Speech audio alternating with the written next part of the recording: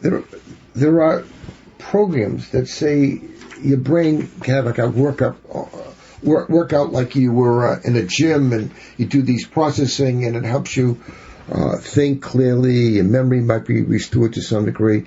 There's some data says it's true, and there's some data says not true. What data is accurate?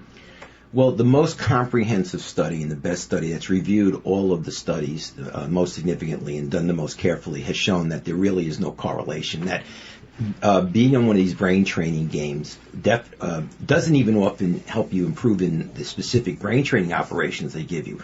But they may find that the person is better with this specific game, but it doesn't transfer to other aspects of life. Now, of course, there is conflicting data. There are some studies done that show that people, their short-term memory, even older adults, will improve if they play a lot of these games or train on these things.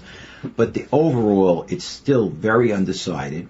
And what tells me that you have to be extra careful is the massive marketing that is going on. They have millions and millions of subscriptions to these sites. They're making a lot of money. Luminosity is, of course, the most famous, but there's several others. And when you see a movement like that, it reminds me a little bit about 10, 15 years ago.